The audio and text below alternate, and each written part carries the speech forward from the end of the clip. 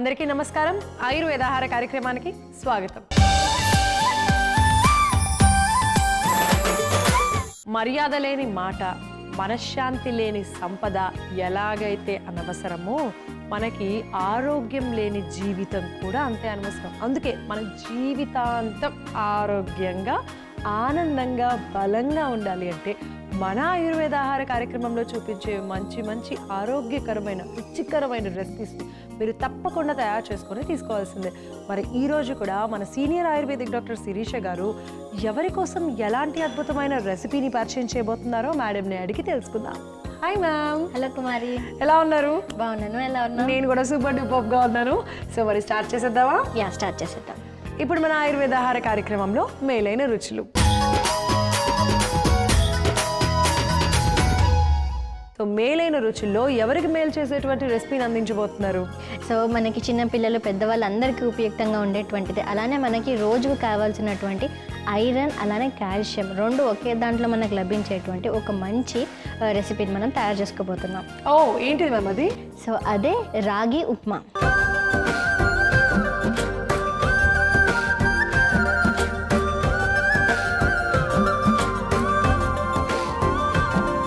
ఈరోజు రాగి ఉప్మా తయారు చేసుకుంటున్నాం కాబట్టి దానికి కావాల్సిన పదార్థాలు ఏంటో చూసేద్దాం. ఉడికించిన రాగి పిండి, పల్లీలు, మినప్పప్పు, శనగపప్పు, జీలకర్ర, కరివేపాకు, పచ్చిమిర్చి ముక్కలు, ఇంగువ, నూనె, ఉల్లిపాయ ముక్కలు, అల్లం ముక్కలు, ఎండుమిర్చి, కొబ్బరి తురుము, పసుపు. కావాల్సిన పదార్థాలు తెలుసుకున్నాం కదా, ఇప్పుడు ఎలా తయారు చేయాలి ఏంటి కూడా చూసేద్దాం. సో ఉప్మా అన్నారు కాబట్టి ప్యాన్ తెచ్చేస్తాను. ఇక తెచ్చేసేయండి.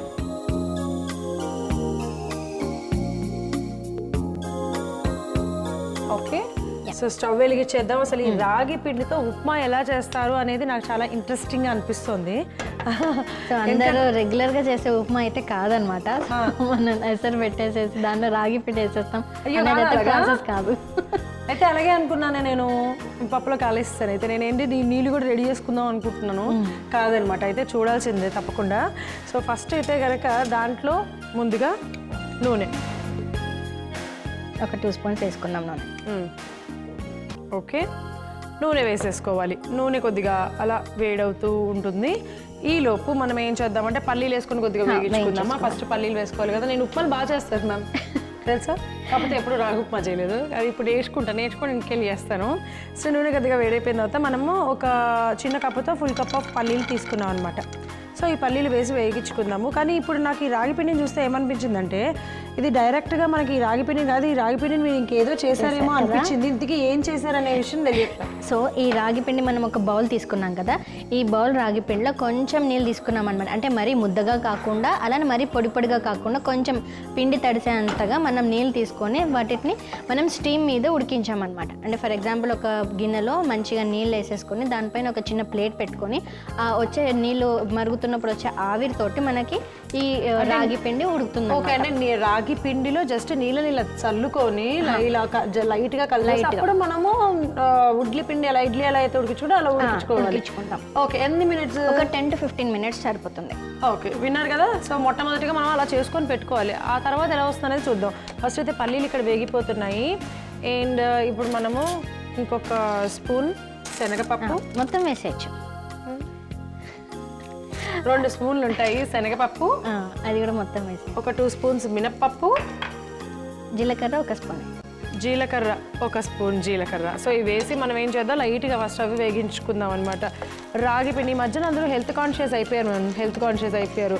ఇది వరకు ఇళ్లలో బాగా పనులు చేసుకొని చక్కగా ఫిట్గా ఉండేవాళ్ళు. బట్ ఈ మధ్యన ఇళ్లలో పనులు మానేసి పని వాళ్ళని పెట్టేసుకొని వాళ్ళు బయటికి జిమ్ములకి వెళ్ళడం, ఎక్సర్సైజ్ చేయడం, ఇలాంటివన్నీ చేస్తారు. ఏదో ఒక రకంగా బాడీకి ఎక్సర్సైజ్ అయితే ఖచ్చితంగా కావాల్సిందే, అదైతే ఫర్ ష్యూర్. సో ఇలాంటి రాగి పిద్దలు, జొన్న రవ్వలు ఇలాంటివన్నీ తింటూ ఉన్నారు. కాకపోతే కొంతమందికి అరుగుతుంది, కొంతమందికి అరగదు కదా. ఎవరెవరు తీసుకోవచ్చు, ఎవరెవరు తినకూడదు కూడా చెప్పండి. ఏ టైం, ఎంత మోతాదు, ఇవన్నీ కూడా. సో ఇప్పుడు మనం చేసుకుంటున్నటువంటి ఉప్మా మనం ఏ టైంలో అయినా కూడా తీసుకోవచ్చు అనమాట. ఎందుకంటే తేలికగా కూడా జీర్ణం అయిపోతుంది. ఇప్పుడు మనం ఆవిరి పైన ఉడికించుకొని ఆ తర్వాత ఉప్మాలాగా చేసుకుంటున్నాం కదా. సో అప్పుడు ఏమవుతుందంటే దీంట్లో అధికంగా క్యాలరీస్ ఏమి ఉండవు, అధికంగా ఫ్యాట్ కూడా ఏమి ఉండదు అనమాట. సో మనకి ఇన్స్టెంట్ ఎనర్జీని కూడా ఇస్తుంది, అలానే నీరసం నిస్సత్వాన్ని కూడా హరించేస్తుంది. మామూలుగా ఉప్మా అనగానే మనం మొట్టమొదటిగా ఆవాలు వేసుకుంటాం కదా, పల్లీలు ఆవాలు. దీంట్లో మనం ఆవాలు వేయలేం, మీరు గమనించారా? నేను గమనించాను. చెప్తున్నా కదా, కొంచెం డిఫరెంట్గా ప్లాన్ చేశారనమాట. అంటే ఎప్పుడు ఆవాలు కాకుండా కొంచెం ఈ పల్లీలతో వీటితో ట్రై చేసాము. సో ఎండుమిర్చి వేసేసాము, ఒక 2 ఎండుమిర్చీలు 4 ముక్కలుగా తయారు చేసుకొని వేయడము. అలాగే కొంచెం ఒక 2 సార్లు సరిపోతుంది. ఓకే వేసేసాను, 2 అట్టి పెట్టేశాను మ్యామ్. అంటే రాగి పిండి కదా కొంచెం చప్పగా ఉంటుందేమో అని ఫీలింగ్తో నేను ఇంకొక 2 ఎక్స్ట్రా వేసాను. అలాగే ఇక్కడ మనం ఏం చేద్దామంటే అల్లం మొత్తం కూడా వేసేసుకుందాము. ఒక కంప్లీట్ స్పూన్ ఉంటుందన్నమాట. అండ్ కరివేపాకు వేసేయండి, మొత్తం వేసేయండి. ఒక రెబ్బ కరివేపాకు. ఓకే, ఒక రెమ్మ ఇలా వేసుకొని. అబ్బా అసలు ఉప్మా తయారు చేసేటప్పుడు అల్లం చిన్న చిన్న ముక్కలుగా చేసి కొంచెం ఎక్కువ మొత్తంలో వేసుకుంటే ఎంత బాగుంటుంది కదా. అసలు ఆ ఫ్లేవర్కి ఎక్కడెక్కడి నుంచి వచ్చి తినేయాలనిపిస్తుంది వాసన. సో ఇది సుమారు ఎన్ని ఇయర్స్ ఓల్డ్ రెసిపీ ఉండొచ్చు చెప్పండి? ఒక ఉప్మా మనం దానిలో యూస్ చేసేది బొంబాయి రవ్వ ఉప్మా లేకపోతే ఏదైనా ఇంగ్రీడియంట్ వేరే ఉన్నప్పటికీ ప్రాసెస్ ఆఫ్ ఉప్మా మాత్రం ఏజ్ ఓల్డ్ ప్రాక్టీస్ కదా. సో మన న్యూట్రిషనిస్ట్ ఇప్పుడు ఒకసారి ఐడెంటిఫై చేస్తారనమాట ఏది బెస్ట్ న్యూట్రిషియస్ ఫుడ్ మనకి మార్నింగ్ బ్రేక్ఫాస్ట్లో అంటే వాళ్ళకి ఉప్మానే తేలిందనమాట. ఓ సో మీరు ఏ రవ్వతో చేసినప్పటికీ కూడా ఈ ఇంగ్రీడియంట్స్ అన్నీ కూడా మనం యూజువల్గా వేస్తుంటాం కదా. సో ఉప్మాలో వేసే అన్ని ఇంగ్రీడియంట్స్ ఆల్మోస్ట్గా మనం ఏ రవ్వతో చేసినప్పటికీ కూడా అది బెస్ట్ న్యూట్రిషన్ ఇస్తుంది మనకి అని మనకి సర్వేలో కూడా తెలియదన్నమాట. Super ma'am. అసలు ఇది పసుపు నేను చెప్తాను దాని గురించి. ఫస్ట్ అయితే ఇక్కడ కొంచెం బాగా వేగిపోయినాయి, కొంచెం పసుపు వేద్దాము. ఒక్క చిటికేడు అలా పసుపు వేసేసి దాంట్లో మనము ఉల్లిపాయ ఒక ఫుల్ కప్పు ఉల్లిపాయ ముక్కలు కూడా వేసేసుకున్నాము. అవి కొద్దిగా వేగనిద్దాము. మామూలుగా ఉప్మాలు తయారు చేసుకునేటప్పుడు అబ్బా ఇదే ఎక్స్ప్రెషన్ ఉంటుంది ఇంట్లో మన అందరికీ కూడా. ఈవెన్ మనకు కూడా ఫీలింగ్, మన పిల్లలకి మన వాళ్ళందరికీ ఏమనుకుంటారంటే అబ్బా ఈరోజు కూడా ఉప్మానేనా అనే మాట అయితే మాత్రం గ్యారంటీ అని తీరుతారు. చూసారా మేడం చెప్పిన మాట విన్నారా? ఉప్మా ఎంత ఎనర్జీని ఇస్తుంది, ఎన్ని క్యాలరీస్ ఉంటాయి, ఎంత మంచిది మన ఆరోగ్యానికి అనేది అప్పుడప్పుడు ఇలాంటివి విని పాటించడానికి ట్రై చేయండి. సో ఆరోగ్యంగా ఉండాలంటే ఆనందంగా కూడా తినాలి కదా. నువ్వు ఎంత మంచి ఫుడ్ పెట్టినా ఏడ్చుకుంటూ తిన్నావు అనుకోండి అది మనకు వంటికి పట్టదు, అని తిన్నది కూడా విషకరంగా కూడా తయారవుతుంది. ఫర్ ఎగ్జాంపుల్ మనకి తీసుకున్న ఆహారం టాక్సిన్స్ లాగా తయారవ్వడానికి కూడా అదొక రీజన్ అనమాట. అందుకనే మన శరీరము మనసు ఒక విధం పైన కాన్సన్ట్రేట్ చేసి ఫుడ్ తినాలని చెప్తుంటారు. అందుకని మనం అన్నం తినేటప్పుడు కానీ ఏది తిన్నా కానీ దానిపైన శ్రద్ధ ఉండాలని చెప్తారు. సో ఇప్పుడు చూసారు కదా మంచిగా ఇవన్నీ వేగిచ్చేసాం. మేడం అయితే నీళ్లు పోయకుండా ఉప్మా చేస్తారంట. మరి హౌ ఐ డోంట్ నో, చూద్దాం ఏంటి అని. ఇప్పుడు కొబ్బరి తురుము కూడా వేసేయమంటారా? సాల్ట్ వేసేద్దాము. సో సాల్ట్ తగినంతగా చూసుకొని మొత్తం తగినంత. అలాగే ఇంగువ కూడా ఉంది, కొద్దిగా వేయమంటారా? సో ఇంగువ ఏంటంటే ఒక చిటికెడు, జస్ట్ ఒక చిన్ని స్పూన్తో భుజు ముక్క వేస్తే సరిపోతుంది. అలాగే కొబ్బరి ఇప్పుడు వేసేనా? ఓకే, కొబ్బరి తురుము వేసేసుకొని జస్ట్ చాలా డిఫరెంట్గా ఉంది మ్యామ్. ఇలా కూడా తినేయచ్చు యాక్చువల్గా. సో అందుకనే మనకి ఎక్కువగా ఉప్మా గట్టి ఫీలింగ్ తీసుకున్నట్టుగా కూడా అనిపించదు. అండ్ ఇది మనకి ముఖ్యంగా జీర్ణాశయ శక్తి చాలా బాగా ఉపయోగపడుతుంది. ఎందుకంటే రాగులలో మనం ఎప్పుడు కూడా మాట్లాడుకున్నాము దాని మీద పొట్టుతో సహా మనం యూజ్ చేస్తాం. అందుకనే అది మనకి అధికంగా ఫైబర్ కంటెంట్ ఉంటుంది. అలానే మనకి మోషన్ ఫ్రీగా అవ్వడానికి కూడా ఉపయోగపడుతుంది, మలబద్ధకాన్ని కూడా నివారిస్తుంది, అండ్ మనకి ఈజీగా అరుగుదల శక్తిని కూడా పెంచుతుంది అనమాట. అండ్ వాత ఇంకా పిత్త దోషాలన్నీ కూడా బ్యాలెన్స్ చేస్తూ ఉంటుంది. చాలామంది అనుకుంటారు రాగి తింటే ఎక్కువగా వేడవుతుంది అనేసి దానిలో పటిక బెల్లం వేసుకుని అట్లా తింటారు. బట్ ఇప్పుడు మనం ఈ ప్రాసెస్ ద్వారా చేసుకుంటే మనకు అధిక వేడి కూడా ఉండదు అనమాట. సో ఇలా చేసుకుంటే టేస్టీగా ఉంటుంది, మంచిది కూడా. ఎగ్జాక్ట్, ఎందుకంటే మనం ఆవిరి పైన ఉడికించాం కదా. సో ఉడికించినప్పుడు ఏమవుతుందంటే దాంట్లో అధికమైనటువంటి వేడి ఏదైతే కలుగుతుందో అది కూడా తొలగిపోతుంది. సో అందుకని ఈ ప్రాసెస్ ఆఫ్ కుకింగ్ అనేది చాలా ఇంపార్టెంట్ ఆయుర్వేదంలో. ఓకే, సో మ్యామ్ ఇప్పుడు మొత్తం వేసేసి మనకు ఒక ఫుల్ పెద్ద కప్పు రాగి పిండి తీసుకున్నాం. ఆల్రెడీ ఒక 10 to 15 minutes ఆవిరిలో లైట్గా నీళ్లు జల్లి ఉడికించిన రాగి పిండి అనమాట. చూసారుగా మన కలర్ కూడా ఆ డిఫరెన్స్ అనేది మీకు తెలుస్తుంది. కొంచెం మనకి ఇది ఉండలుగా ఇలాగా ఆ తడి తగలడం మూలన ఉడకడం మూలన.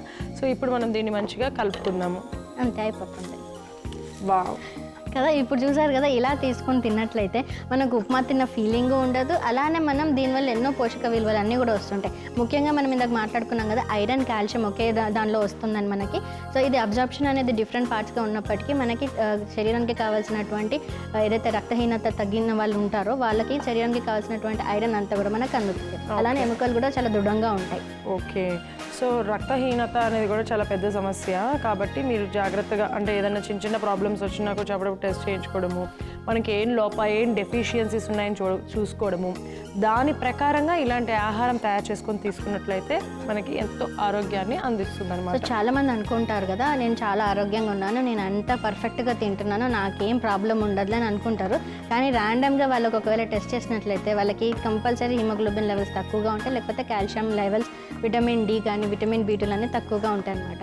అంటే మన శరీరం అదే అబ్జార్ప్షన్ కానివ్వండి, తయారు చేసే ప్రాసెస్ అంతా కూడా తక్కువ అయిపోయిందండి. వాళ్ళు బయటికి ఎనర్జీగా బాగానే ఉంటారు, ఎందుకంటే మిగతా అన్ని ఆర్గన్స్ కరెక్ట్గా పనిచేస్తున్నాయి కాబట్టి ఏవైతే రెసిస్టెన్స్ పవర్ ఉందో దానివల్ల బాగా ఉన్నట్టు అనిపిస్తారు. కానీ అది లేటర్ ఆన్ అంటే ఏజ్ అవుతున్న కొద్దీ ఎప్పుడైతే మన రోగనిరోధక శక్తి చాలా తక్కువగా ఉంటుందో అప్పుడు దీని డెఫిషియన్సీ మనకి ప్రమాదకరమైన రోగాలుగా పరిణమిస్తాయి అన్నమాట.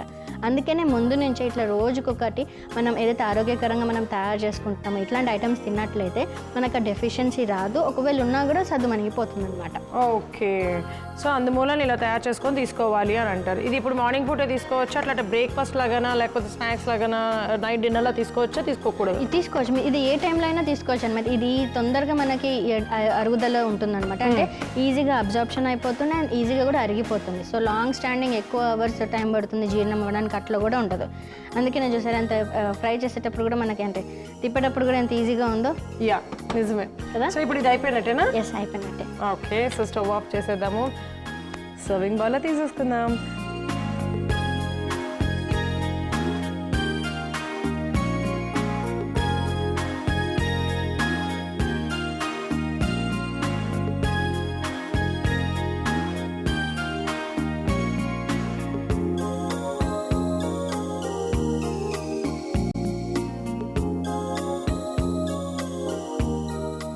సో మనకి ఐరన్, కాల్షియం అలానే ఎముకలు బలంగా ఉండడానికి రోగ నిరోధక శక్తి పెంచేటువంటి రాగి ఉప్మా రెడీగా ఉంది.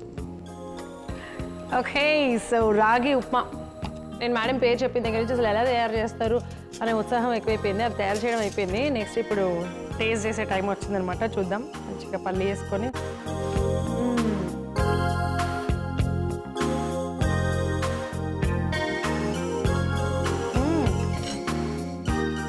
నిజంగా చాలా చాలా బాగుంది. ఉప్మాలు అంటే ఇష్టపడని వాళ్ళందరూ కూడా ఖచ్చితంగా ఈ రాగి ఉప్మాని అయితే గ్యారంటీ తింటారు. అదైతే నేను రాసి ఇవ్వగలను, అంత టేస్టీగా ఉంది. Super ma'am, excellent. మరింత రుచిని ఆరోగ్యాన్ని మనందరికీ అందించే ఈ రాగి ఉప్మా తయారు చేసుకోవడానికి కావాల్సిన పదార్థాలు తయారు చేసే విధానం మరొకసారి మీకోసం. రాగి ఉప్మా తయారు చేసుకోవడానికి కావాల్సిన పదార్థాలు: ఉడికించిన రాగి పిండి, పల్లీలు, మినప్పప్పు, శనగపప్పు, జీలకర్ర, కరివేపాకు, పచ్చిమిర్చి ముక్కలు, ఇంగువ, నూనె, ఉల్లిపాయ ముక్కలు, అల్లం ముక్కలు, ఎండుమిర్చి, కొబ్బరి తురుము, పసుపు. రాగి ఉప్మా తయారు చేసుకునే విధానం: ముందుగా స్టవ్ వెలిగించి పాన్ పెట్టుకొని నూనె పోసి వేడి చేసుకోవాలి. నూనె వేడయ్యాక చిన్న కప్పు పల్లీలు, 2 చెంచాల శనగపప్పు, 2 చెంచాల మినప్పప్పు, 1 చెంచా జీలకర్ర, 2 ఎండుమిర్చి, పచ్చిమిర్చి ముక్కలు, 1 చెంచా అల్లం ముక్కలు, కరివేపాకు, కొద్దిగా పసుపు వేసి చక్కగా వేగించుకోవాలి. పోపు దినుసులు బాగా వేగాక 1 కప్పు ఉల్లిపాయ ముక్కలు కూడా వేసి కలుపుకుంటూ మరి కాసేపు ఫ్రై చేసుకొని ఆ తర్వాత రుచికి సరిపడా ఉప్పు, చిటికెడు ఇంగువ, 1 కప్పు కొబ్బరి తురుము వేసి బాగా కలుపుకోవాలి. ఇప్పుడు ముందుగా ఆవిరి మీద ఉడికించిన రాగి పిండిని కూడా వేసి చక్కగా మిక్స్ చేసుకొని స్టవ్ ఆఫ్ చేసి సర్వింగ్ బౌల్లోకి తీసుకుంటే శరీరానికి ఐరన్ మరియు కాల్షియంని అందించి రోగ నిరోధక శక్తిని పెంచే రాగి ఉప్మా రెడీ.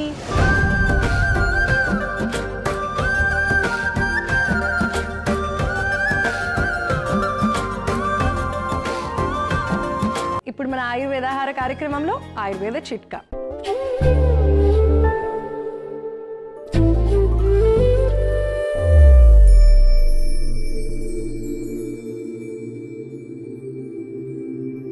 నోటిలో వచ్చేటువంటి అల్సర్స్ని తగ్గిస్తూ మనకి మానసిక ప్రశాంతతను అందించడానికి ఆయుర్వేదంలో ఒక మంచి చిట్కా ఉంది.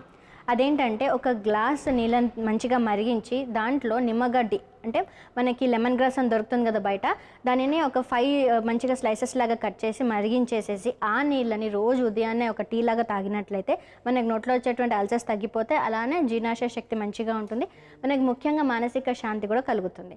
సో రోజు స్ట్రెస్గా ఉన్నప్పుడు అండ్ అల్సర్స్ వల్ల స్ట్రెస్ వల్ల వచ్చేటువంటి ఈ అల్సర్స్ని తగ్గించడానికి కూడా ఈ కషాయం అనేటువంటిది చాలా ఉపయుక్తంగా ఉంటుంది. సో ఎవరైతే ఈ సమస్యతో బాధపడుతున్నారో వారందరూ కూడా ఈ చిట్కాని పాటించండి, అల్సర్స్ని తగ్గించుకోండి, మానసిక ప్రశాంతతను పొందండి, ఆరోగ్యంగా ఆనందంగా ఉండండి. ఇప్పుడు ఆయుర్వేద ఆహార కార్యక్రమంలో సంజీవని. సో మ్యామ్, సంజీవనిలో ఎవరికి సంజీవని లాంటి ఔషధాన్ని అందించబోతున్నారు? సో సంజీవనిలో ఈరోజు మనం ముఖ్యంగా పీసీఓఎస్ అంటే పాలిసిస్టిక్ ఓవేరియన్ సిండ్రోమ్తో చాలామంది మహిళలు బాధపడుతున్నారు కదా. అంటే దాంట్లో ఇర్రెగ్యులర్ పీరియడ్స్ అవనివ్వండి, పెయిన్ఫుల్ పీరియడ్స్, లేకపోతే ఇన్ఫర్టిలిటీకి సంబంధించినవి, అంటే పిల్లలు అయినాక కూడా అంటే ట్యూబెక్టమీ కానీ ఆపరేషన్ చేయించుకున్నప్పటికీ కూడా ఇర్రెగ్యులర్ మెన్స్ట్రల్ సైకిల్స్ వస్తుంటాయి, దానివల్ల చాలా ఇబ్బంది పడుతుంటారు. వాటన్నింటికి చెక్ పెట్టడానికి ఒక మంచి ఔషధం మనం తయారు చేసుకోబోతున్నాం. ఓకే, ఏంటిది మ్యామ్ అది? సో అదే కాలోంజి లశున యోగం.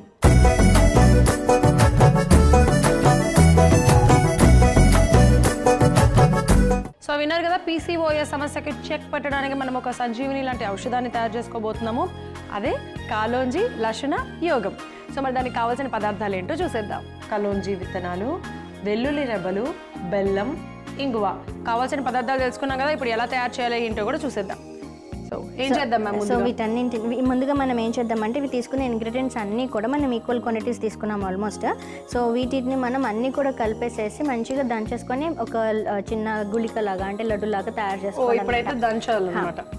ఓకే, కొన్నిసార్లు మనకి దంచితేనే ఔషధం అనేది ఎక్కువ అంటే బాగా పనిచేస్తుంది.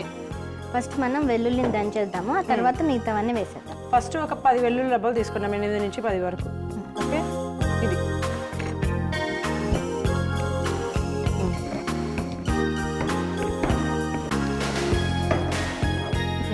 ఇలా దంచుకున్నాను. ఎగ్జాక్ట్ కదా. నెక్స్ట్ కాలోంజి విత్తనాలు మొత్తమా? మొత్తం. సో ఇది కూడా ఒక పావు కప్ అన్నట్టు. పావు కప్పు కాలోంజి సీడ్స్. దీంట్లో బెల్లం కూడా వేసేసేయండి. ఓకే, ఇంత బెల్లం సరిపోతుంది. సో ఒక హాఫ్ కప్పు బెల్లం. లాస్ట్లో మనం ఇంగు వేసుకుందాం.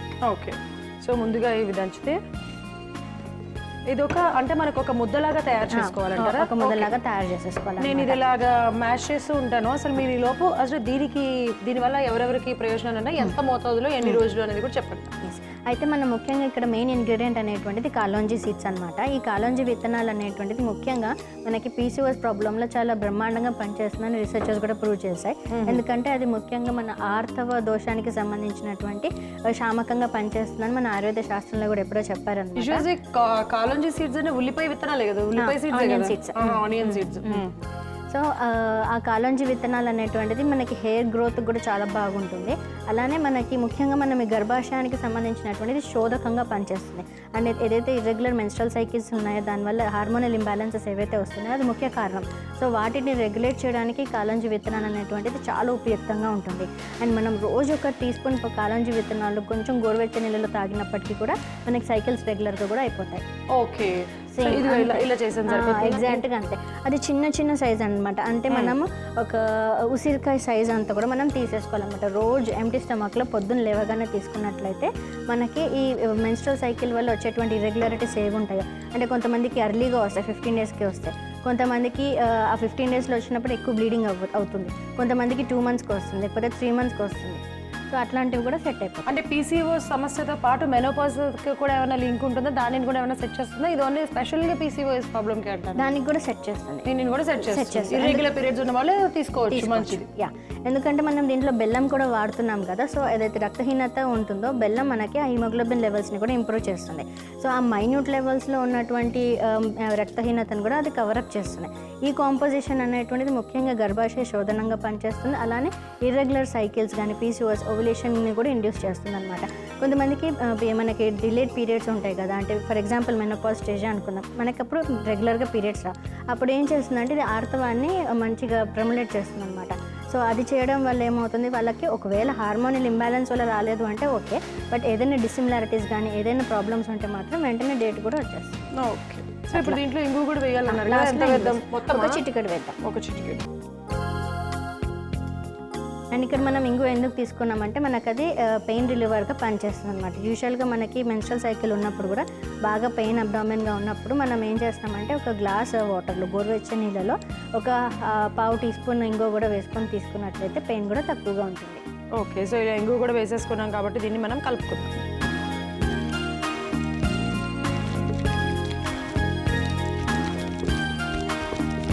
ఓకే, ఇప్పుడు దీన్ని ఒక బౌల్లోకి తీసేసుకుందాం. సో ఇట్లా మనం రోటిలో దంచుకొని ఎప్పటికప్పుడు మార్నింగ్ తీసేసుకున్నా పర్వాలేదు, లేకపోతే మనం ఇది ఇలా దంచింది కనీసం అంటే ఒక 2 to 3 days ఉంటుందన్నమాట. సో అలా మనం తీసేసుకోవచ్చు.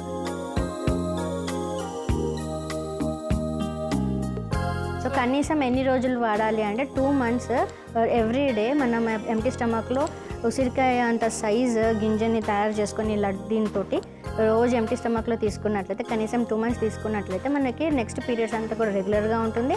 అట్లానే ఆ పీరియడ్స్ వల్ల వచ్చేటువంటి ఇంబ్యాలెన్సెస్ అన్నీ కూడా కవర్ అవుతాయి. అండ్ ప్రెగ్నెన్సీ కోసం వెయిట్ చేసే వాళ్ళకి కూడా పాజిటివ్ రిజల్ట్స్ అంటే ఓవ్యులేషన్ అవ్వడము, మెన్స్ట్రల్ సైకిల్కి సంబంధించిన ఏ ప్రాబ్లం లేకపోవడం ఉంటుంది.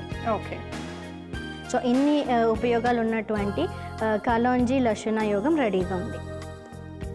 సో చూసారు కదా, కాలోంజీ లశునా యోగం అయితే మనం తయారు చేసేసుకున్నాము. మరి దీనికి కావాల్సిన పదార్థాలు, తయారు చేసే విధానం మరొకసారి మీకోసం. కలోంజీ లశునా యోగం తయారు చేసుకోవడానికి కావాల్సిన పదార్థాలు: కలోంజీ విత్తనాలు, వెల్లుల్లి రెబ్బలు, బెల్లం, ఇంగువ. కలోంజీ లశునా యోగం తయారు చేసుకునే విధానం: ముందుగా ఒక కల్వం తీసుకొని అందులో వెల్లుల్లి రెబ్బలు వేసి మెత్తగా దంచుకొని అందులో కలోంజీ విత్తనాలు, బెల్లం వేసి మరోసారి బాగా దంచుకొని చివరిగా ఇంగువ కూడా వేసి కలుపుకొని ఒక బౌల్లోకి తీసుకుంటే ఇర్రెగ్యులర్ పీరియడ్ సమస్యలను, రక్తహీనతను తగ్గించి గర్భాశయ శోధకంగా పనిచేస్తూ PCOS సమస్యలకు చెక్ పెట్టే కలోంజీ లశునా యోగం రెడీ.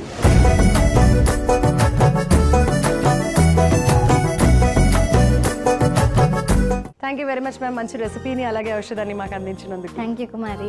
యా, చూసారు కదా, తప్పకుండా మేము తయారు చేసేవి మీరు కూడా తయారు చేసుకోండి, ఆరోగ్యాన్ని మీరు సొంతం చేసుకోండి. మళ్ళీ వచ్చే ఎపిసోడ్లో మరిన్ని ఔషధయుక్తమైన, ఆరోగ్యకరమైన, రుచికరమైన రెసిపీస్తో మేము మీ ముందుంటాం. అంతవరకు చూస్తూనే ఉండండి ఈటీవీ అభిరుచి. నమస్తే.